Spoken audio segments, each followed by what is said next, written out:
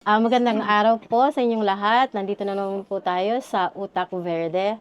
Our program is designed to highlight the projects, the contributions of organizations and businesses whose main aim is sustainability. So, nandito po tayo today, starting a segment na dedicated po siya sa sustainable tourism.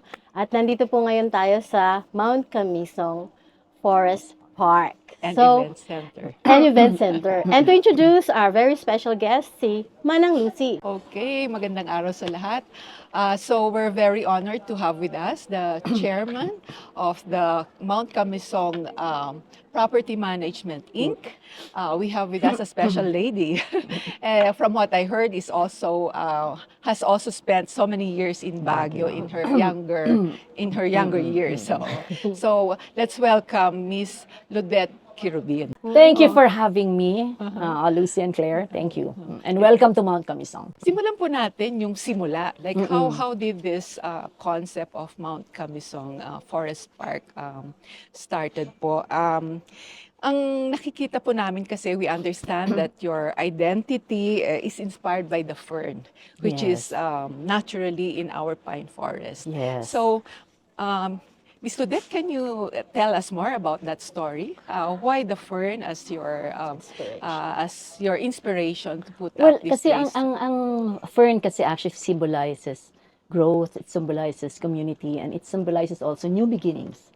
Okay? So, nung umpisa kasi when we got this place, talagang this was something that, if you ask me kung what inspired it, it was also from a yearning of the Baguio of old, di ba? Alam mo, ang panahon natin, na when talagang you could smell the pine from Quezon Road ka pa lang, you could already, and then just even if you're within the center of Baguio, you could really see pa rin talaga all the pine trees and all of that. So, there's a bit of nostalgia there.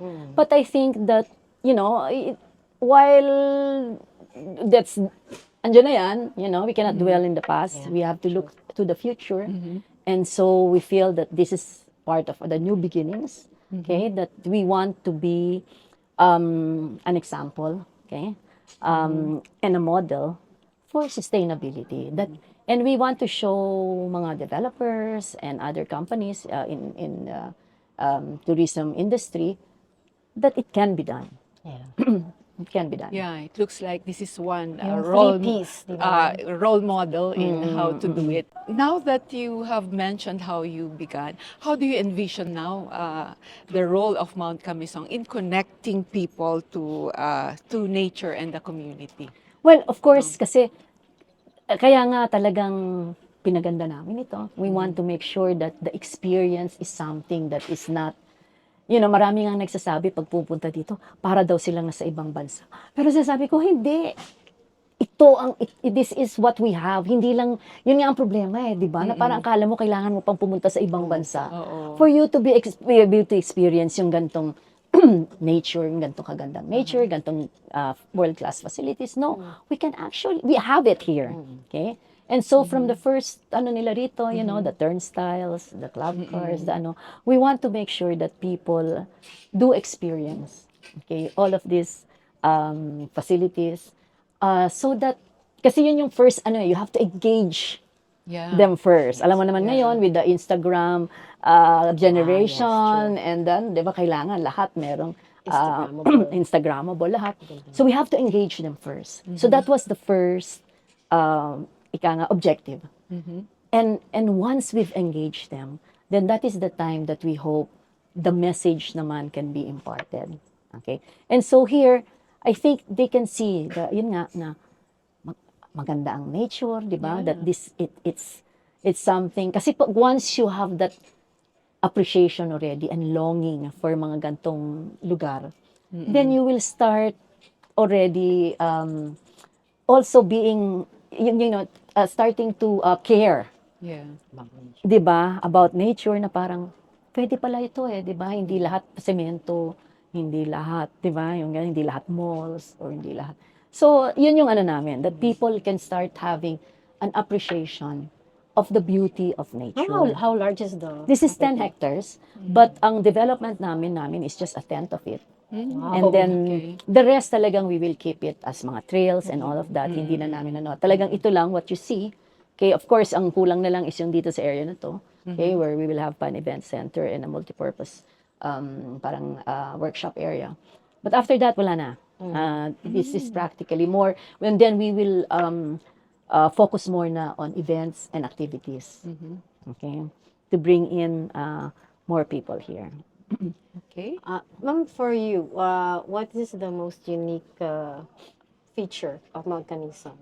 And any mga special na activities na dito lang ma-experience sa mga tao?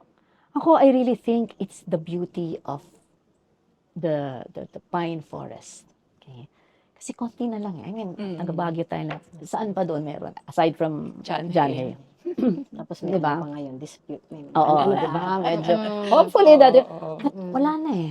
Oo. And I think that aside kasi from yung Mount Camisong kasi we were able to combine the beauty of the pine forest while giving you the facilities to make your stay more comfortable, di ba? So you have all these restaurants where you can eat, you can have you have world-class toilet facilities. No. yes. Di ba? Toilet pa lang. No, entrance pa lang. O, di ba? At the Oo. ticketing So at least talagang office. parang ang ano namin is you can actually really stay here, and just relax. And just sit under the pine, read a book, have coffee. Pag ginutom ka na, kumain ka. Tapos may shuttle pa, di ba? May shuttle pa, hindi ka kailangan talagang Bawal, mapagod. mga elderly, mga pregnant, kids, di ba? So I think that is really our come on. It's a place where you can just chill. Kasi ngayon, the problem din kasi, ewan ko, I don't want to pero kasi ngayon yung because of what is available in Baguio, Yeah. ang nagiging parang schedule ng mga turista, medyo nakakapagod kasi lipat. Kasi there's no reason to stay eh. Yung traffic, Then ma'am. they Di get ba? caught in the Magkakalapit traffic. lang yung lugar, pero yung Oo. traffic. Tapos pagdating mo doon, picture ka lang. Tapos na. Parang going through the motions lang Oo, as a kasi tourist. Parang ganun. because there's nothing else to do except to take pictures, di ba? So parang sa akin, ang ano ko is, because, yun nga, ang ano ko is parang as a Baguio tourist also. Because I come here very often for reunions, mga syempre high school friends mo, best friends mo talaga in life, di ba? So I come here very often. Pero yun nga parang, ano ba ang gagawin natin, di ba? Even yung mga kids ko, pag kayong punta tayo Baguio, parang there's nothing to do there. Di ba? So I really just wanted a place where people can just come and stay and relax and chill. Yun lang. And enjoy this. Tingnan mo naman itong view na to, di ba? Yeah, Kahit if you just stare at these trees the whole day, ako, So relaxing. masaya na ako. Hindi yung stress ka habang nagtuturista ka. Stress ka pa rin. Kaya some people take a vacation after A their vacation. oo. But here, and that's what I actually want to tell mga tourists and even yung mga taga Baguio. There is a place like this where you can just stay the whole day and relax. You know, when I came in first, I noticed that you built around the trees. Eh. It's not. It's so uncommon. We've seen other developers do otherwise. It's easier to cut. Yeah. And then that's where you antagonize the community kasi nga communities that value Yes, of the course. forest, value the trees. Ano yun eh. So having said that, Ma'am, I understand that initially there was some kind of tree map. Yes, the very before first you thing. did your master plan. That was the oh. very first thing we did. Nung binili namin to, we actually already engaged somebody to do a tree mapping. So, binilang niya talaga lahat. Ang binilang niya yung mga, I think siguro kasing laki ng hita natin. Oo. Yung mga maliliit, hindi na. Yung mga DBH na Oo. sinasabi. So, yun. So, we did. So, we knew exactly where all the trees were. And then, from there, that's where we did na yung aming master plan. Design. And ang, it's not easy kasi. Kasi, it's, as I said, di ba, it's cheaper, or it's less complicated. To clear it. To just clear it, di ba? Tapos dyan na tayo magtayo. Hindi, kami, minsan, ang daming, several times, parang back to the drawing board. Kasi magdodrawing yung architects. Pagdating dito, yung mga engineers namin sabihin, hindi, talagang may tatamaan pa rin. Ganyan. So, we kept going back to the hanggang sa finally, we can find the right layout. And then, if you will look sa baba, sa Muni-Muni at sa Marahuyo, meron doon na, dahil hindi na namin maurong, we had to just avoid it. In-accommodate Inakaw nila. So, nila. makita mo yung may rail na gano'n, tapos biglang meron ganyan. So, but, Yeah. Developers should visit this area. Yes, ma'am. yeah. Other developers kasi developer din si Ma'am oo. Ano ng green building, green Yeah, building yeah. practices. Which is actually a growing trend in construction. Slowly our builders are starting to understand that. Pero there's still a minority, di ba? Minority nga. Well, I Kasi, think ang advantage kasi namin is because we were our own contractor. oh, okay. So oo. we had control and talagang Oo. because everybody knew, all our engineers or knew how important each tree was to us.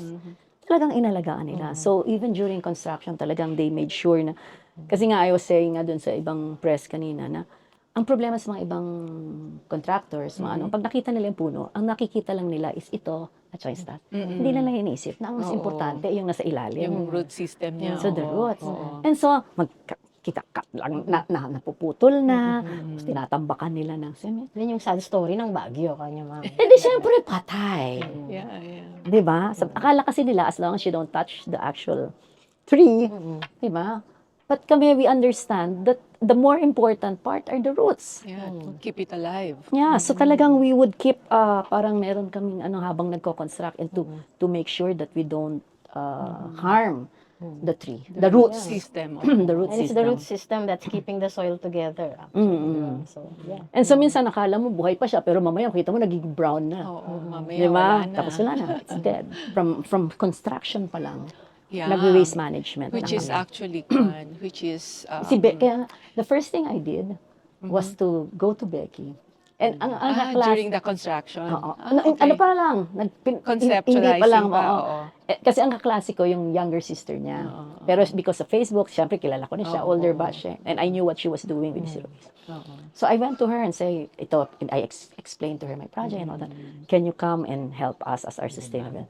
Happy siya. Nang umiyak pa nga siya na parang, Siyempre. yung that this is a project din na parang, finally somebody Care. Someone who Oo, cares someone about the will do it. environment. So talagang from the very beginning, construction pa lang, inimpose na namin yung waste management, inimpose na namin, meron na kaming mga composting, using yung we call them si Eugene, yung African night crawlers, at saka yung comfort composting, at saka si Hermie, which are the black soldier Which is flies. the gold standard talaga ng construction. Ano pa lang, may mga consideration. That's why nga may EIA na process na sinasabi kasi from all project phases from Kailangan construction pa lang. Kasi just because parang it cannot start from your day one of operation eh. Yung pag nagbukas ka, hindi na. That's too late. From design pa lang. That's too late. Everything must start talaga from the start pa lang. Okay, so even waste management, talagang we started from the... So, yung sustainability talaga, nasa root mismo Yeah. ng Mount Camisong. It's in the core DNA ba? Yes, ma'am. Hindi siya yung afterthought. Hindi, or, hindi. Yung parang sa PR yan. yes, Or, hindi. Ma'am, can you briefly go over your short-term and then your long-term plans or goals for Mount Well, of Camisong? course, short term ito, no? We opened it already to the public. In fact, ano nga we decided when we opened noong February 1 na parang at the time meron pang hindi pa talaga completely finished yung phase. Pero sabi ko, hindi, let's already open. Kasi parang feeling ko, I really was already eager to share it to the public. Kasi even at that time na hindi pa naman kompleto, people will already enjoy just being here. Ingay na bigla social media. Oo, Grabe. diba? Oo. Bigla. And so ngayon nga marami nagsasabi na every time they come back, may something new. Oo. Diba? So, of course, ang yung namin pa rin is talagang to maintain and to make sure that the facilities are run well. Okay? And so far naman, we have very good employees. We have, I think, the secret din kasi for effective employees is to keep them happy. Yeah. And I think if you ask around, if you ask interview, I think we have happy employees. Okay, we gave them, sabi nga namin, gusto namin makisig ang matsura nila with their uniforms and that they can be proud to wear, di ba? The uniform of Mount Camisong. So and after we finish Well, it's almost finished. This is the first of the phase 2. And then we will pa-build nga the Yung bigger event multipurpose, center and the multipurpose. Si Ollie can give later more details on the, Ano yung the Mount Camisong facilities. pala? Name talaga ng place. Ng place, ng Mm. bundok. Tapos ma'am, yung long term nyo, yung what are you planning for the Well, future? Well, hopefully this is going to be a legacy project for us. We really want it to be the um, benchmark, okay, for future development. And I think, I've heard that word already used by several people, okay, yung aming LGU dito. Even DNR has actually used that word already with us. Of course, kahit sila, Director Ganongan, they were all very happy. Even Mayor Magalong, he was here over the weekend. Sabi niya, kaya palang gawin to eh. This should now be the benchmark for future development in ecotourism. So if You set the gold standard. yes, if we've accomplished that, then I think our mission is Para done. gumaya ang Di ba? And of course, hindi pwedeng, I mean, we have to keep at this. Okay? Yes. And that is the reason why nung umpisa pa lang sinabi ko na sa aming organization, sa aming board na I should be the oldest person here. Except si Becky lang ang aking exception. Siya yung mas matanda siya. Pero everybody should be younger. Kasi nga parang sa akin, that the future is in their hands. Yes. So kailangan maaga pa lang, they should also already, they should imbibe already in their DNA, what Mount Camisong is all about. And continue the message. Okay? Na this is something that we will have to, do well. Okay? Regardless of how long already we've been in operation. So, of course, kasama sa plano is to finish some of the other facilities, di ba? And after that, we will also make sure that we have more activities, more engagement with the communities. So, marami na kami niyang mga programs that we are looking at where we will have mga bazaars for na curated. Medyo i-elevate lang namin lagi yung standards, di ba? Because we can. 'Di ba? Why settle for if you can elevate, Average lang. 'di ba? So yun yung mga namin that we want that everybody should start parang norm na yon yung maganda, yung malinis, yung mahusay. Normal na i-expect yun. Yes, 'di ba? Hindi yung we will not settle. Yeah. For mediocre. Oo. Yes, 'di ba? We only did all of this in 1.5 years. Oh, which is fast. Considering the intricacies, like it's Yes, kind of oo. complicated kasi you work around the trees. Kasi nga, we had for the, we were doing our, so dito nakatalaga, we housed all our workers here. We were feeding them 4 times a day. So happy sila. So they were working talaga rin, Ano yun? No more downtime. Andito na sila lahat. Okay. That's really good to hear. So we have one last question for ma'am. Okay. Well, it's more personal. It's more a personal reflection, no?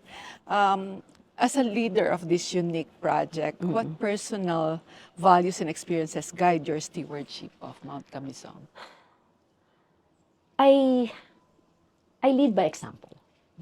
Okay. So I think that's the best, kasi I think that you judge an organization by how the leaders kasi manage it. Hindi pwede kasi na you expect everybody to be doing certain things. Hindi sabihin mo, hindi kayo dapat magsigarilyo dito, hindi dapat kayo pero nakikita nila ikaw, di ba?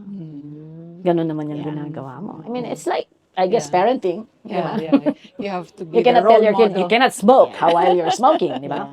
Yeah, So I so think right. that's the, I have to show them that I believe that it is really something, all of this that we're doing, is something that I really believe in. Okay? And that I am, and of course, after that, is, sagot ko sila. Di ba? Kasi I think that's very important also, that they know that they are empowered, that they are, that they know that, that these things that they are expected to do, and sometimes you make a mistake and all that, but sa amin ang nun is, sige, fine, we will take always the responsibility. Eventually, this is my responsibility. Sagot ko yan. That's your Yeah, command very inspiring responsibility. sa millennials and Gen Z, ma'am, na focus sila sa environment din. So, parang, it's in tune with their perspective, di ba? So you walk the talk, di ba? Yes. Yes, Ika that's nga. right. Mm-mm. If you Legacy. could invite one person, Di ba? local or international, to visit Mount Camisong and experience the essence, who would it be? David Attenborough. Ano? What's his- David Attenborough. Yeah, Sir David Attenborough. I think I'd like somebody like him to come here because if somebody like him can come here and tell me now, this is such a great project. Pwede na, okay na ako. O, di ba? Punta siya sa Sold Pilipinas, ka na. di ba? Oo. Sir David Attenborough. Buhay pa siya. Buhay pa siya. Oh, sino pwede pa? Buhay pa Si siya. Jack Cousteau, inisip ko sa dagat Patay na siya, yun di ba, ata. mamaya Oo, sa patay dagat na. siya. Siya. Oh, Okay, pwede, so pwede. with that, Mm-mm. anything else, Craig? Siguro sabihin ko, anong legacy nyo sa Itogon? How do you think the people in Itogon see Mount Camisong? I mean, I don't know if you've engaged with them. Oo, now, quite often. I mean, syempre nung umpisa, I think they were skeptical like with every project, di ba? Yes. Especially because they've been a mining town for the very first Yes. so long. Yeah. Talagang lagi nilang There's a lot of ang dealings mistrust. nila parati are with mining companies, extractive companies, di ba? This is the first na park, di ba? We really want kasi to engage the community. So I think yun ang ano namin. We want the community to be as proud of Camisong as we are. And that is our legacy. I think if parang ang ano nila ngayon is that nasa Itogon yan. Taga Itogon kami. 'Di ba? So if this is going to be a source of pride for somebody from Itogon, happy na ako. Kung pa-invite na lang natin. Oo. Invite nyo na Ma'am, lang would you sila. like to invite our audience to visit Well, Mount Those Camisong? who You know, haven't been. Yes. Don't want to We come are, back. you know, nung nag-viral kasi kami, the first thing na nag-viral is the glass walk. Okay? Oh. We are much more than the glass walk. Okay? Of course, that's a very, nice thing, and it's one of the first also here. But you have to see the rest of Camisong. I think what we are more proud of really is our pristine, the pine forest, our trails, our park, our gardens, our food. And I think most of all, our people, our employees, our staff, talagang, they're Very courteous, very Yes. helpful. Yeah. So come, please, and experience the Mount Camisong way. You won't be, You won't regret. you won't regret it. You'll come back. O, di ba, ma? Yes. Balik-balikan. And each time you come back, there's something There's new. always something new, whether it's a new facility or a new activity or an event. We will make sure that, they will always be engaged. So with that, thank you so Thank much, you. ma'am. Thank you. Ludette, thank you, Sige, ma'am. thank you. Thank you.